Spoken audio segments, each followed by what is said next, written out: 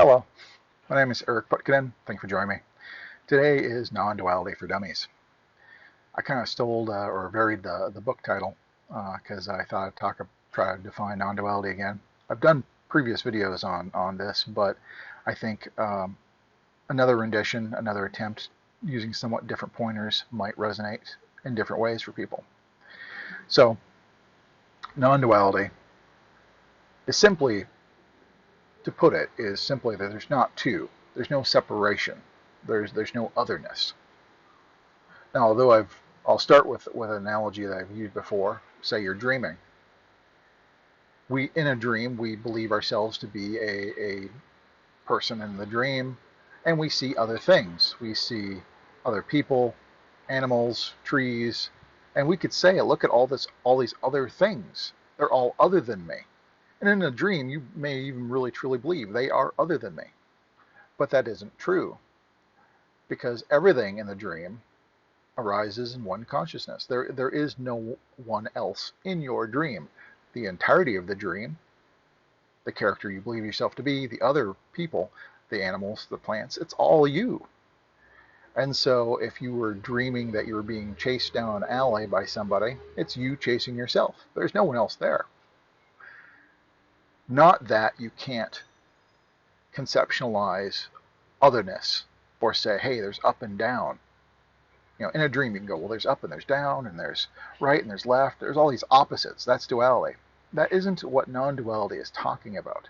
It's not talking about the relative placement of things or because there is variation and there is motion that exists.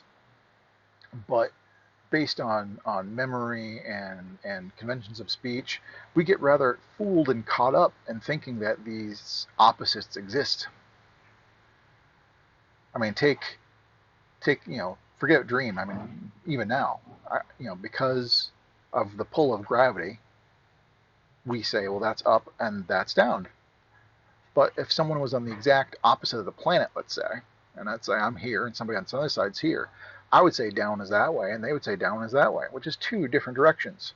Conversely, our ups would be in different directions. Up and down is a totally relative concept.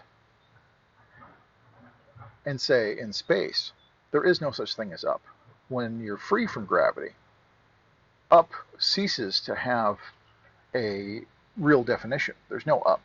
There's no down. So, but we forget this. We feel the pull of gravity, and up and down becomes this real thing for us. And then I have people saying, well, there's up and down. There's that duality. But that's not what non-duality is talking about. They're not talking about how you can point at relative things near and far, or up and down, or you can create all these opposites you want in your mind. What non-duality is saying is they're not separate. They're not two things.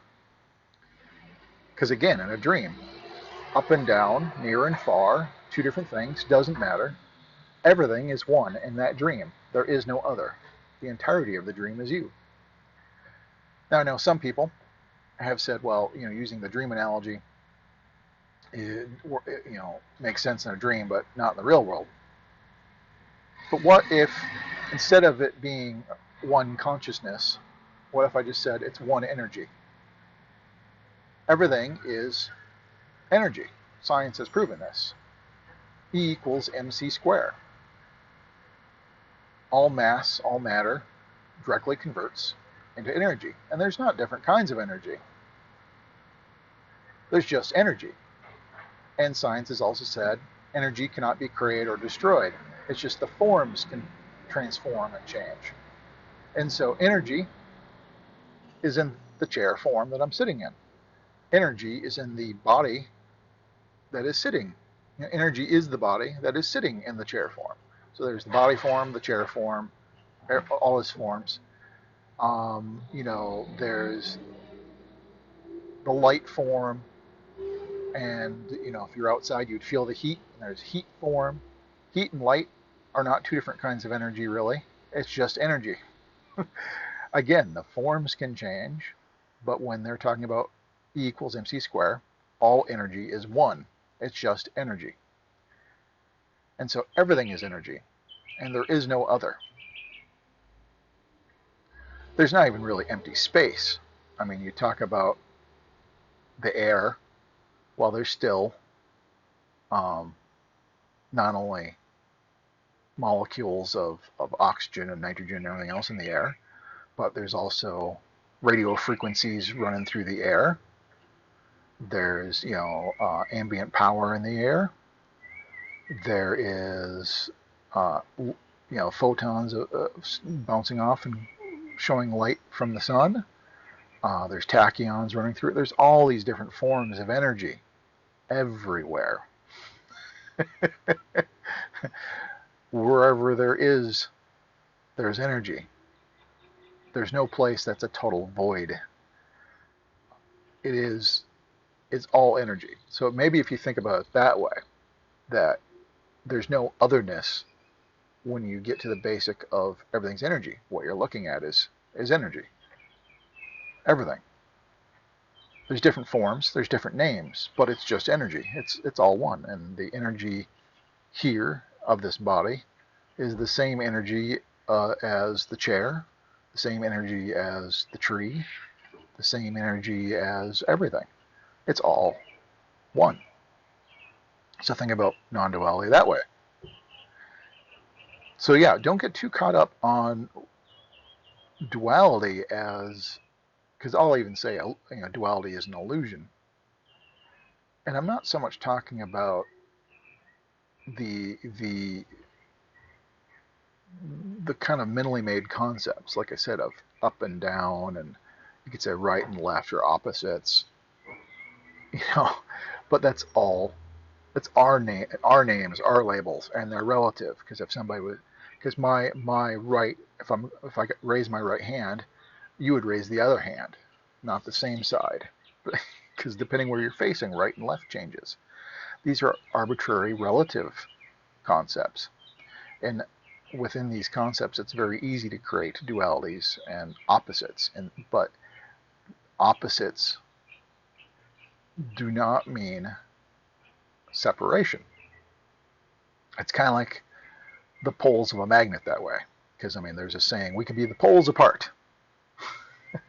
Which means we couldn't be further apart. We're the poles apart.